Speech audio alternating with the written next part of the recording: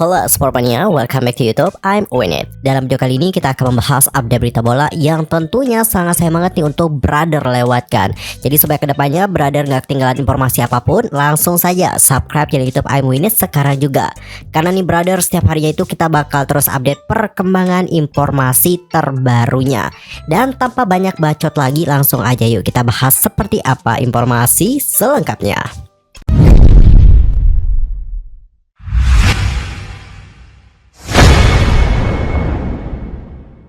Di informasi pertama, datanya dari Real Madrid yang terancam bakal kehilangan Vinicius Junior hingga akhir musim.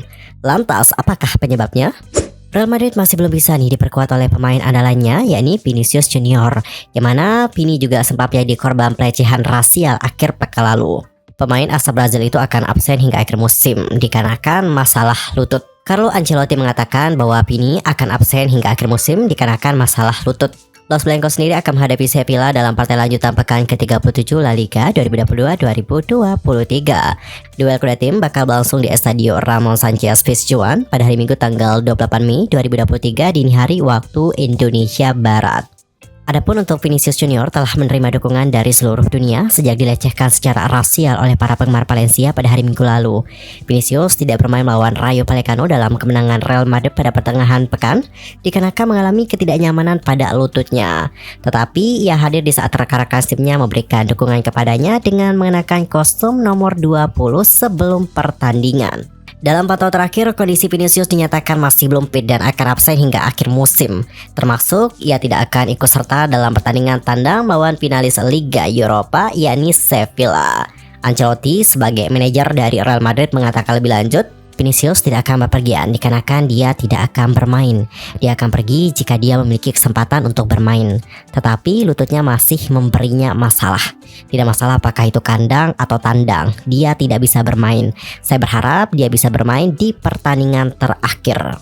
Vinicius diusir dari lapangan di saat melawan Valencia. Hal itu lantaran Vini sempat tersulut emosi dan melakukan konfrontasi kepada fans yang ada di tribun belakang gawang. Aksi pemain 22 tahun itu kemudian mendapatkan hukuman kartu merah dari wasit yang bertugas. Belum sampai satu pekan, beberapa keputusan penting telah diambil oleh pihak terkait soal insiden rasisme yang dialami oleh Vini. Komite kompetisi RFEF membuat kampanye anti-rasisme usai kasus Vinicius menjadi perhatian publik. Duel antara Real Valladolid dan juga Barcelona pada hari Rabu tanggal 24 Mei 2023 dini hari waktu Indonesia Barat dimulai dengan bentangan spanduk anti-rasisme. Sebelum itu, RFEF juga menjatuhkan sanksi kepada Valencia atas perilaku fans mereka. RFEF memberikan sanksi penutupan tribun Mario Kempes South Stand di Mestalla pada 5 kandang Valencia ke depan. Sanksi ini juga berlaku untuk laga La Liga periode musim 2023-2024 yang akan datang. Seperti diketahui, Vinicius memang mendapatkan kartu merah karena terlibat upaya konfrontasi dengan fans Valencia. Pemain 22 tahun itu sesuai dengan regulasi akan mendapatkan sanksi absen satu pertandingan akibat kartu merah. Namun Vini tidak perlu absen dikenakan sanksi akumulasi. Sebab RFEF telah mencabut kartu merah yang didapatkan oleh Vinicius pada duel melawan Valencia. Jadi dia bisa bermain saat Real Madrid menjamu Rayo Vallecano. Menghadapi situasi yang serius ini, dalam beberapa hari mendatang, La Liga secara resmi akan meminta amandemen UU 19 2007 tertanggal 11 Juli tentang kekerasan, rasisme, xenofobia, dan intoleransi. Dan UU 39/2022 tertanggal 30 Desember tentang olahraga.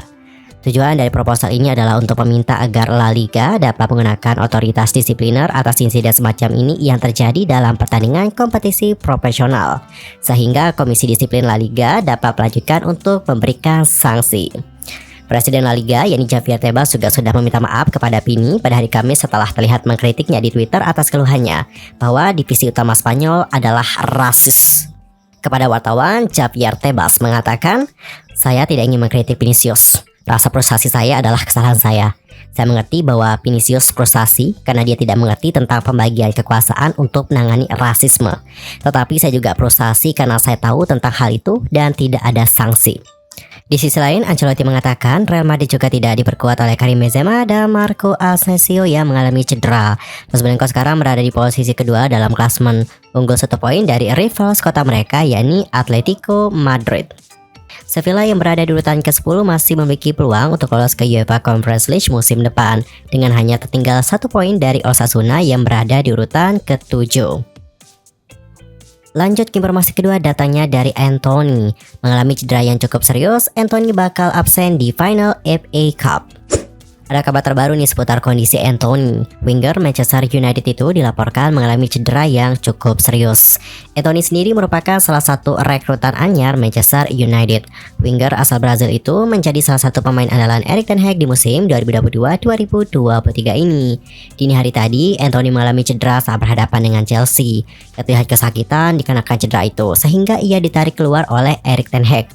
Laporan The Independent mengklaim bahwa cedera Antony tergolong cukup serius. Alhasil, ia harus menepi dalam waktu yang cukup lama. Menurut laporan itu juga, cedera yang dialami oleh Antony terletak pada bagian pergelangan kakinya. Cedera itu tergolong cukup serius nih. Selain itu, cedera ini dipastikan bukan kali pertama dialami oleh Antony. Ia sempat mengalami cedera serupa di saat melawan Ajax. Jadi, ada kemungkinan ini cedera kambuhan. Laporan tersebut juga mengklaim bahwa Antony dipastikan bakal absen di final FA Cup pada pekan depan. Pasalnya, sang winger butuh waktu paling cepat 2 bulan untuk memulihkan cedera tersebut, sehingga ia tidak bisa bermain di partai pamungkas musim ini. Pihak MU juga berharap sang winger bisa pulih tepat waktu sehingga ia bisa mengikuti pramusim setan merah. Adapun untuk Manchester United punya sejumlah pemain yang bisa menggantikan peran Antony di final FA Cup nanti. Kita sebut saja ada Bruno Fernandes, Jadon Sancho, dan juga Facundo Pellistri, yang mana mereka bisa diturunkan di sisi kanan lini serang setan merah di Wembley nantinya. Dan untuk informasi terakhir tentangnya Mason Mount, baru-baru ini pelatih dari Chelsea yakni Frank Lampard mengakui bahwa Mason Mount bisa meninggalkan Chelsea. Manajer Chelsea yakni Frank Lampard buka suara seputar masa depan Mason Mount. Yang mengakui sang playmaker bisa cabut dari Chelsea di musim panas nanti.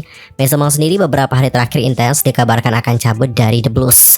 Yang dikabarkan akan cabut setelah menolak tawaran untuk memperpanjang kontrak di Stamford Bridge. Mount sendiri dikabarkan akan pindah nih ke sesama klub EPL. Manchester United disebut-sebut bakal menjadi pelabuhan karir baru sang playmaker. Ketika dikonfirmasi mengenai rumor tersebut, Lampard mengakui bahwa Mount berpotensi cabut dari Chelsea di musim panas nanti. Dalam konferensi persnya baru-baru ini, Lampard mengakui bahwa situasi Mount tergolong cukup rumit. Ia mengakui menjadi didikan Akademi Chelsea tidak menjamin sang pemain akan bertahan di Chelsea. Adapun untuk yang mengatakan, saya rasa situasinya cukup sulit. Pemain seperti Mason sudah bermain untuk akademi kami sejak mereka berumur 8 tahun. Dan mereka punya hubungan yang spesial dengan para fans. Pemain-pemain tersebut sebagian berkembang menjadi pemain yang penting bagi klub ini. Namun beberapa yang lain memutuskan untuk pergi ke klub lain dan bermain dengan baik di klub-klub tersebut. Menurut Lampard, untuk saat ini Mount berada di ambang pintu keluar Stamford Bridge. Ia tidak akan kaget jika melihat Mount cabut dari Chelsea di musim panas nanti.